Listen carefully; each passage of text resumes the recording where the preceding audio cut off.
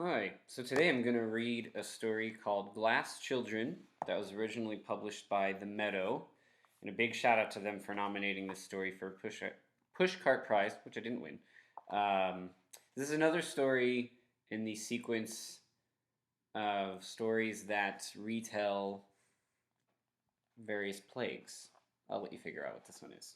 So this is Glass Children. The Schomburgs were the local athletic stars. Ben played football and baseball. His younger sister, Katie, my age, excelled at field hockey and soccer. He had idle gold skin and sprinted through his backyard shirtless, shoving the weight sled his father bought for him for Christmas one year. I watched him from my bedroom window, high on the second story of our house. As he ran, the muscles in his lower back straining, his shoulder blades popped with more lines than a map. Katie was pale, dots of freckles spattered all along her warm thighs and porcelain face. She would stand on their back deck in cross trainers, jumping rope before dribbling a soccer ball, slapping it against the back of their garage. The Schomburgs were Sicilian or Egyptian or something, eyelashes thick like they plastered them with mascara, chins cleft. He buzzed his black hair. Hers fell to her shoulders, usually held up in a ponytail. Ben looked just like his father. Katie, her mother. Until the day the hail started, neither seemed to know I existed. In July, Missouri air was hot, creamy soup, but the night of the hail a freak cold front barged in, dropping the temperature as well as a thunderous clatter that woke me at 3 in the morning. I looked out my bedroom window where the quarter-sized globs of hail gathered on the ground. The glass was cool to the touch, and I checked it for little spiderweb cracks, but it was smooth as ever. Most Saturdays, Ben went to summer football practice no later than 7 in the morning, so Katie had the backyard to herself, where she practiced her traps, switching from her soccer ball to her field hockey stick and back. But that morning, neither of the Schomburgs was outside. I was usually woken by the roar of the clunky pickup truck Ben had been given for his 17th birthday in February. But this morning, I was roused by a strange blue haze streaming through my window. I looked out and dragged in a breath. Everything was covered in a sheet of transparent ice. The cherries on the tree in the backyard were wrapped in such a thick coat that they hung like Christmas ornaments. The sharp edges of Ben's weight sled were rounded like a couch. I dashed downstairs and peered through the living room bay window. A tipped-over tricycle in the yard across the street was an uneven, mutant igloo. Mr. Donaldson, who lived catty-corner to us, kept his dog Percival's wooden doghouse in his side yard, and the doorway was blocked by a thick slab. A trio of songbirds that must have been caught out in the storm were frozen solid on the thickest branch of the crab-apple tree in our front yard, one of them wings aflutter, the first failed beatings of flight. My parents came to stand behind me. Dad was in boxer shorts and a t-shirt, Mom a velveteen robe that showed off her honey skin. They each pressed a hand to one of my shoulders, Dad squeezing my limp muscles too hard. The sun was shining, and the glass in the window was warm. The trees were still green and lush. I was about to open the front door, but my mom protested, insisting we check the news first, but the television didn't work. The phone lines, my father discovered when he picked up our cordless, were dead. I wasn't surprised. The cables running between the poles were chained in the ice, drooping in waxy, stretchy smiles. But the doorbell worked, and so did the toaster. My mother discovered the latter when she wanted to crisp up some rye. The former when we learned when it ding-donged while we ate. While my parents sipped coffee, praise the Lord, my father said when the Keurig worked, I answered. It took a while, but I managed to yank the door open. A sheet of ice, blue and surreal looking, stood between me and them, but I knew exactly who was on the blurred other side. The Schomburgs. Ben, standing in front, tried to say something, but his voice was muddled like he was underwater. I held up a hand, one finger extended, hoping it didn't look like I was flipping him the bird. I yelled for them to hang on, then rushed into the garage, my parents watching me dart through the kitchen. I found a tiny sledgehammer and ran back inside. My parents were still frozen, blinking at me with bemused smiles on their faces. I told them who was at the door as I passed, as if this would explain why I was behaving like a Tasmanian devil. Stand back, I said. The vague blobs of the Schomburg shuffled and distorted behind the ice, shrinking just so. I took a swing. A small chip of ice clinked off, melting into invisible condensation on the hardwood floor. Tiny etches of white extended from the blow's center. This might take a second, I said, thankful they couldn't see the blush in my cheeks. I was sweating by the time I managed to punch through. Ben and Katie stepped back to let the ice hit the front porch, which it was also covered in a sleek layer of blue, as if someone had vacuum sealed it in tinted saran wrap. The Schomburgs stared at me. "Hi," I said, the hammer dangling in my right hand. "I just shouldered my way out our front door," Ben said. He was wearing a tank top, and his left arm was bruised. He rubbed at it. "It is maybe a bad idea." "What's happening?" Katie said. She was usually stoic and strong. When she did speak, she echoed confidence. She was really good at math, had taken pre-calculus as a sophomore last year, and had already taken the AP American History test, scoring a 5.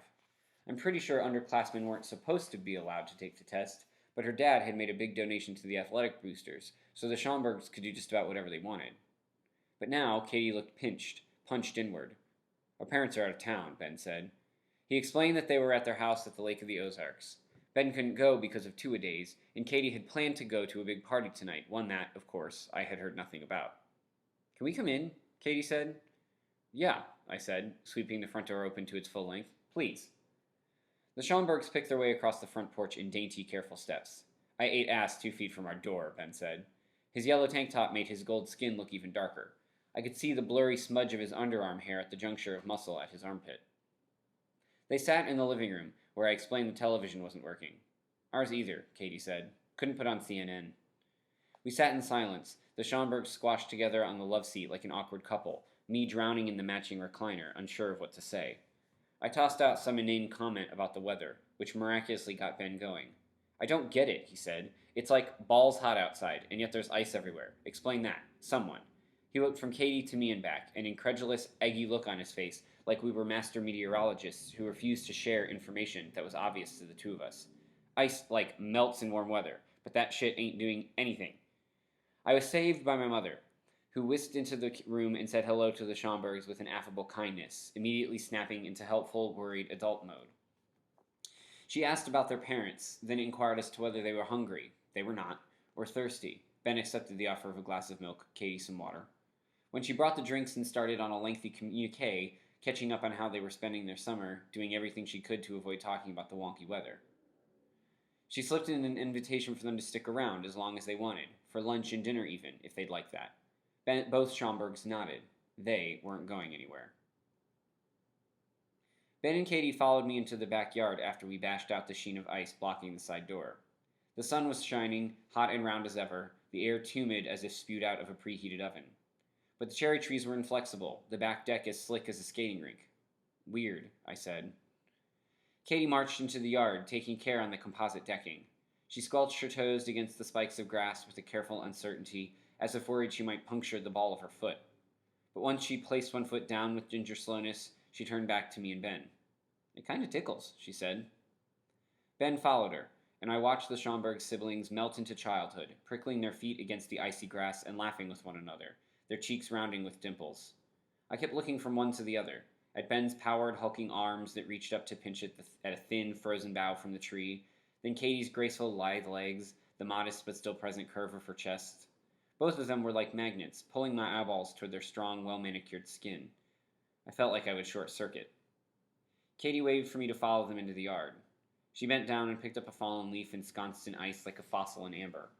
When I joined them in the yard, she held it out to me. It was light, as if the ice was an illusion, a weightless dressing. I took it in my hand.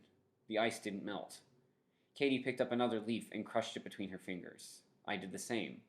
We let the shards dribble through our hands like sand. Cell service was down, as was the internet. That afternoon, Ben mentioned wanting to work out, and my father told him about an old bench and some dusty weights he kept in our basement. So the Schomburg kids tutted down the creaky steps into the musty room. I followed them, shushing my father before he could say a word about not remembering having ever seen me do a push-up in his life. Our basement was filled with crumbling boxes stuffed with Christmas ornaments, old bedding, electronic equipment my dad inherited from his father that he couldn't bring himself to get rid of. The space was a big square, unfinished, with the water heater and furnace in the dead center.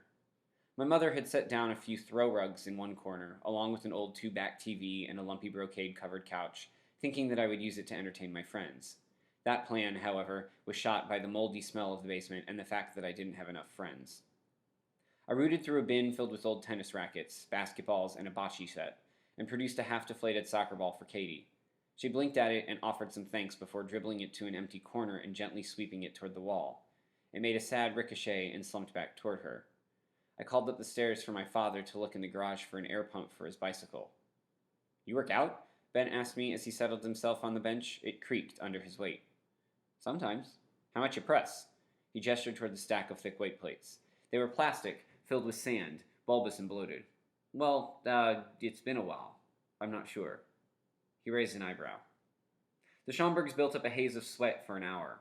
Katie, after my father came downstairs holding off the bicycle pump in triumph, dribbled in place and did toe taps, her feet scruffing the top of the ball as she bounced from one leg to the other. Ben loaded up the iron bar and blasted out bench presses and bicep curls. He held one of the heavy discs to his chest and extended his arms in and out. I struggled through some push-ups. He showed me how to do front raises. Katie asked me to help her practice her footwork against an opponent. Just try to take the ball for me, she said. Okay. My mother snuck some bottled water down to us, leaving it on the bottom step like a peace offering. We glugged the liquid down. Ben's chest heaved, his clavicle dense with sweat. Katie's hair was plastered to her forehead. They both glowed. I drooped. While the Schomburgs were still going strong, looking like models in the background of a fitness video, I was hacking up my left lung, a deep cramp punching at my right side. I sprawled myself on the couch and stared at the cement wall, webbed with tiny cracks, listening while Katie chuffed and chunk-chunked the ball against the wall. Ben clanged the weights up and down. They tromped across the yard to take showers before dinner. We ate in a stoic, awkward silence, the five of us crammed at our small kitchen table because my father had let junk mail and notes for his fantasy baseball league overrun the dining room table. I sat squished at one of the corners, Katie on my left and Ben at my right. They hunched over their food, Ben inhaling gargantuan bites of his soft-shelled tacos, his jaw seeming to unhinge like a python's. When he chewed, I could see the flecks of the sharp, strong bones in his face. Katie thanked our parents for the food and for letting them use our basement, Ben nodding and grunting in agreement. My mom and dad smiled, glanced at them, then kept eating, shoveling pico and black beans into their maws. I spread my own food around in a glumpy mess. My mother insisted that they stay the night. She booted me from my bed so Ben could sleep there while Katie took the guest room. I would camp out on the living room sofa, using extra blankets from the linen closet. I was wrestling around, trying to clunk my body into a comfortable position when I heard a plastering thwack on the bay window. The hail was back. I was sitting in the bay window, staring out at the darkness, hail clattering against the glass with such vehement plonking I was sure the window would shatter and slice me up like sashimi, when I heard the whine of the stairs. I turned. Katie was at the bottom, Ben halfway up. They both looked stricken, as though my mother's pulled chicken had poisoned them. Can't sleep? I said. Sounds like someone's playing the bongo drums next to my head, Ben said. Yeah, the insulation isn't great in my room. They patted down. Katie tucked herself up into the bay window opposite me, smelling like lilacs. Ben was shirtless, his muscles glimmering silver in the ambient light from a street lamp that had survived the ice, power still coursing through its wires. It felt like a tiny, torchlit miracle.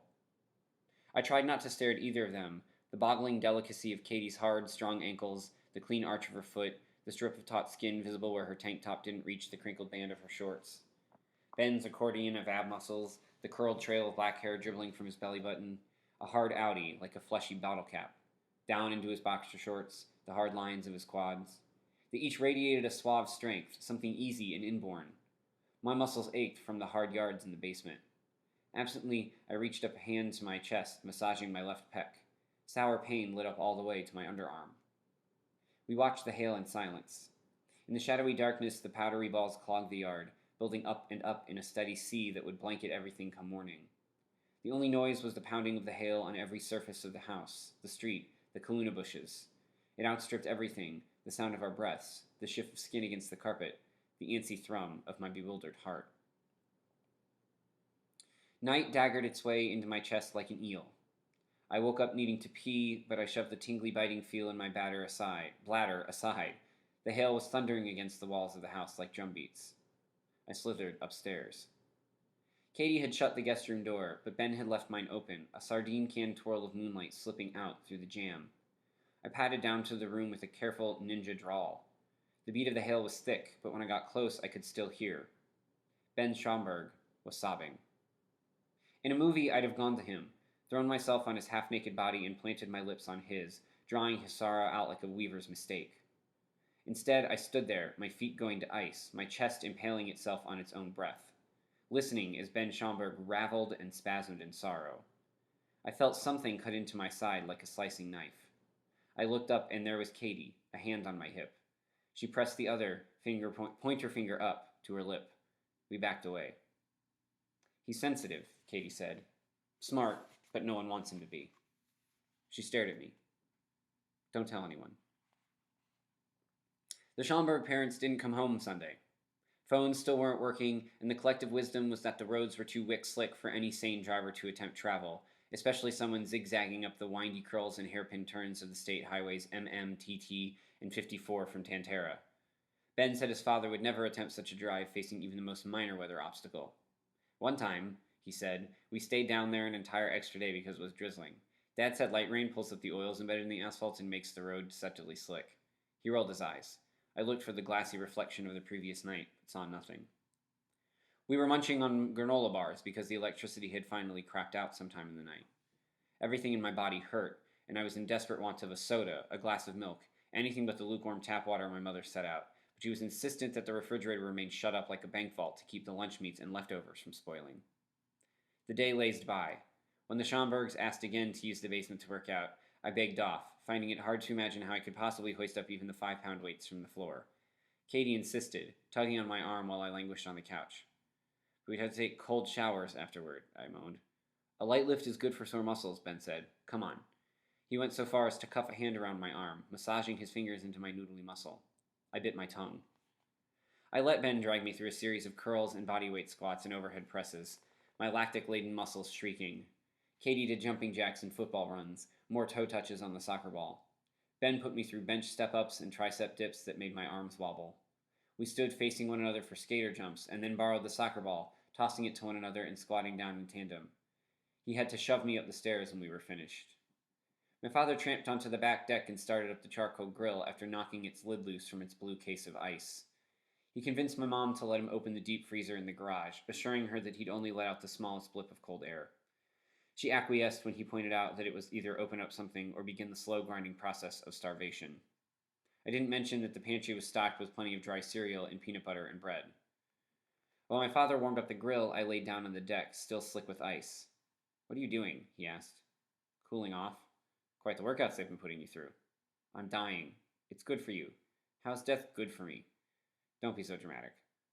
I swished my arms and legs like I was making a snow angel, but when I stood, nearly slipping and crashing more than once, it was as if I hadn't laid there at all, the ice uniform and unblemished. I felt like a ghost. Phone service came back that night, signaled by both of the Schomburgs' iPhones blasting out a smattering of notifications, missed calls, texts, Instagram comments, Snapchats. I watched their fingers scramble along the screens. Ben listened to his voicemail. Something flickered in his eyes. I glanced his way, wondering what would reflect back, but he didn't say anything. Mom fidgeted through one of the drawers in the kitchen, saying she was pretty sure the Schomburgs had given her the number for their lake house once. She eventually produced an old post-it note, the sticky end clumped with dust and stray hairs, crinkled from its time, smothered by scissors and a swing-line stapler and a pair of wooden rulers. Aha! She declared, holding the paper up like a winning lottery ticket. No one answered when she dialed. But at least the line works now, she said. Their voicemail, Ben finally admitted, said they were going to try to come back tonight. Now I can't get either of them to answer. Oh, sweetie. My mom pressed a hand to his shoulder.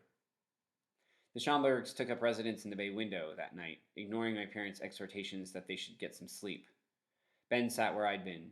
I studied his face, translucent and unmoving and filled with secrets. I stared at the window with them.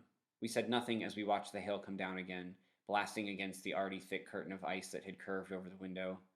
They were waiting, hoping, for the headlights of their parents' car to come churning through the night, but I think even they knew that they were waiting for nothing. Katie started crying, a silent diphthong of noise that burped up when her chest caught. Ben snaked his hand out and cupped it over her ankle. I watched the rise and fall of his ribs. They sat for hours, carved into the window like statues. When the moon shoved through, their skin was tinted blue. I knew I should either go to bed or go to them. But what to say? What to do? Lay a hand on each of the Schomburgs, pierce the shells forming around them with my warmth, my welcoming? What hope did I have of moving them? My breathing went shallow and sharp. The muscles around my ribs were sore, shooting me with a hot tingle at every inhale. The hail kept falling. The Schomburgs kept staring. The air was solid. In a flash, it came to me. They would leave me in the morning, stake out to find their parents, even if it meant their own ends, unless I did something here, now, to keep them. My head swam. The Schomburgs stared out, frozen. Everything was icy and uncertain. The end.